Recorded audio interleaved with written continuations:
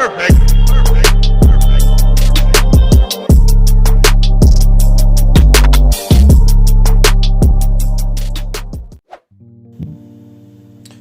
Kpaceguy here. Welcome back to the channel, YouTube. Right in front of us we have the big booming PB-4000. A year later, what do I think about it? Do I love it? Do I like it? Do I hate it? Do I wish it had some things that it doesn't? We're going to talk about that right now. Right now we just have a 10 Hz sine wave going through it right now just to give some movement to the speaker while I talk about it.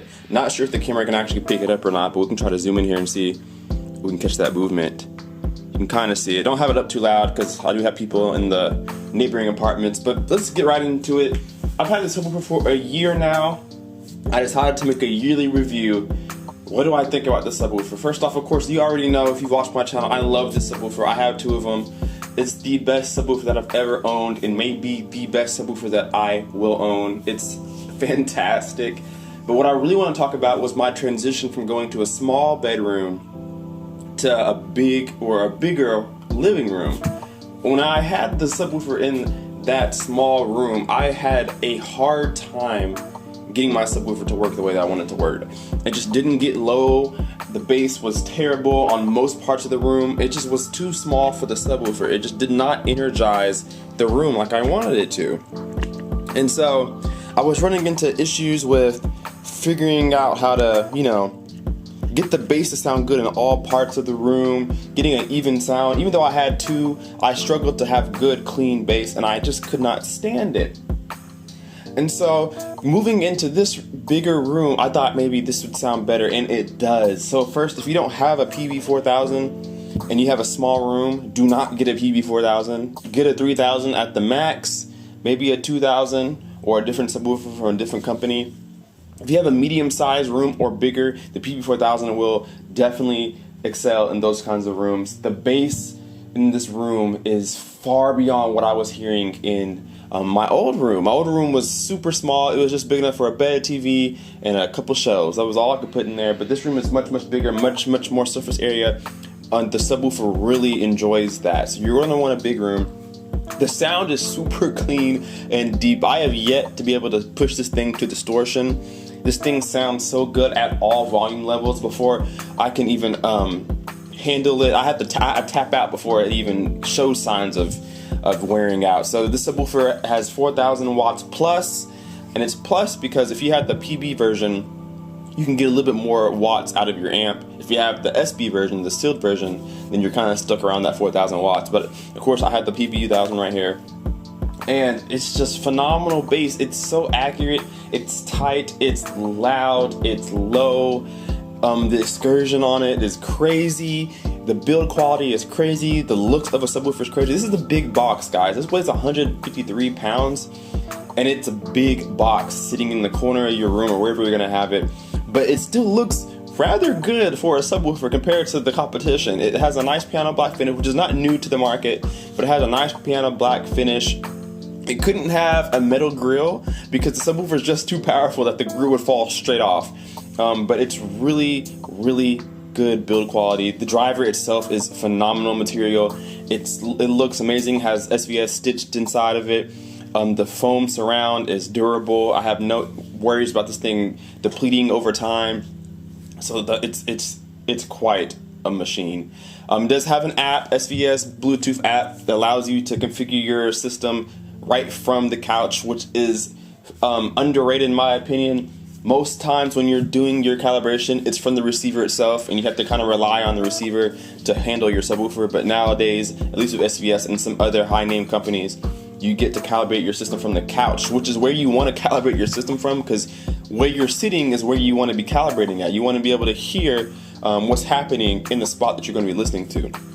I know back then with my old subwoofers and my older receivers, I would have to walk to the subwoofer or to receiver and make changes and then walk back to my listening spot and see if I liked it, instead of already being there and tweaking it right from the couch. And that's an amazing thing to have. It's really underrated, and I'm really happy that the 3000 and up have that app now.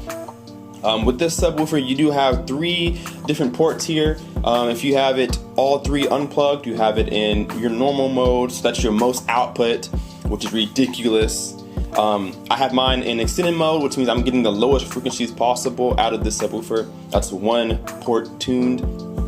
And I like it in extended mode because I love my deep bass. And I know I'm losing dB levels. I'm using maximum output when I plug one port in, but it has so much output that I don't need maximum output. I'm never gonna reach maximum output ever, even in extended mode. So having it in extended mode is my choice of sound. I love to get deep and low bass. That's why I got this subwoofer. It was more for the low bass than it was for the loud bass.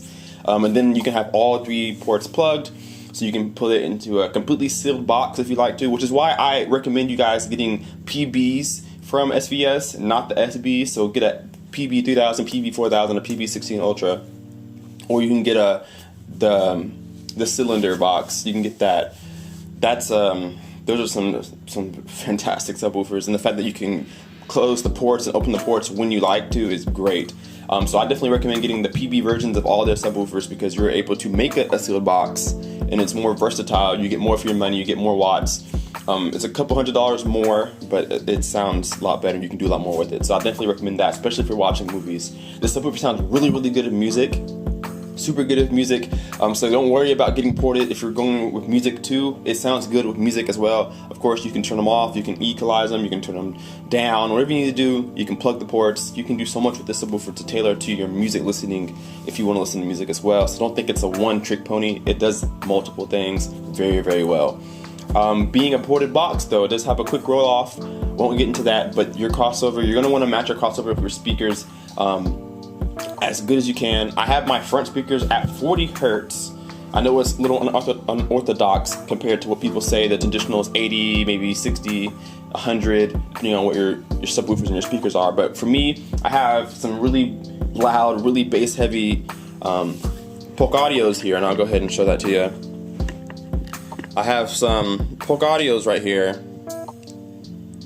Those are the 707s from Polk Audio, the LSIM series. And so with those get down to about 25, 26 hertz on their own. And so I went ahead and ran them not large, but let me stop this video really quickly. There we go. Sorry about that, the video had ended. My 10 hertz test ended. I wanted to play anything. There we go. So anyway, they get down pretty low, and so I wanted to run them at 40 and run my subwoofers under 40 because all I want from my subwoofers is literally just low bass, nothing else. So I have them crossed up or down from 40 and below, and it sounds phenomenal. So they're not working very hard until it gets to those extra low notes, and then my towers can handle absolutely everything else. So this subwoofer is absolutely amazing for the price. You're getting a lot more sub than what you're paying for. That's probably why SVS is on top of everybody. It's not known as the best sub. There are subs out there that are better than SVS. There are better subs than the PB-16 Ultra out there. There are subs that have more output. But there's not a lot of subs that have this kind of performance, this kind of ingenuity in the app and the amp, this kind of power, this kind of size driver for the price. This cost me $19.99 for one, and then I ended up finding my second one for $17.99. So I got a really good price for black panel finishes. It's phenomenal. They have their wireless adapter. If you guys can see here on the top, back there in that corner, I do have a wireless adapter. And what that allows me to do is place my subwoofer within 60 feet of my receiver and still have some range on it. So super happy about that. But basically, guys, I just want to end this video talking about the subwoofer. It's just a phenomenal subwoofer. A year later, I'm still happy with it. When I brought it into this bigger room, it's just opened up so much opportunity for me in the subwoofer. It's completely changed my home theater. And guys, if you don't have a subwoofer in your home theater now, you need a subwoofer in your home theater right now. Get one. It totally changes your entire sound signature in your room. It makes your system sound brand new. It adds a whole new level of dimension, of nuances that you just never heard. Even with music, there's subtle details of bass in music that you may have never heard within that track until you put a proper subwoofer, and an emphasis on proper subwoofer. Don't have one that is lazy, doesn't get under 30 hertz. That's not a subwoofer. It adds bass, but it's not a subwoofer in my opinion. You want something that digs no less than 25 hertz. You want to get something that's going to really deliver for you. So this is the PB-4000 yearly review. I love this subwoofer. If you don't have one, get one if you can afford it. Get two if you have to save up some money, definitely save up some money. Get what you want. Don't go out and get something that you just trying to grab just for now. That's how you waste your money. Save a little bit longer. Get what you really want so that you don't have to upgrade in the future. That's what I've done with these PBs right here. They're phenomenal. I'm still playing around with their placement. If you guys watch my channel, I've moved this subwoofer all over the place, and I may move my second one. This one right here sounds perfect in the corner. I do have some equalization going on so that there's no boundary gain or anything like that, but this subwoofer is a phenomenal subwoofer. As you guys can see, it is a tank of a speaker, and I'm been having so much fun with that. So guys, if you're looking at a PB-4000 or a 16 Ultra or a 3000, you can't go wrong with it. They're phenomenal subwoofers. I would never get another one unless I just get a bigger space and I need more, but 4,000 watts is a lot for more than the average person. So I love the system. Definitely check out more of my videos coming up in the future. I'm gonna have a lot more reviews going on of my home theater in general. If you haven't seen my last few videos, I've been kind of hitting at you guys that I have a lot of upgrades coming to this video, or to this home theater I should say. I have all new aesthetics. I have a second listening room coming.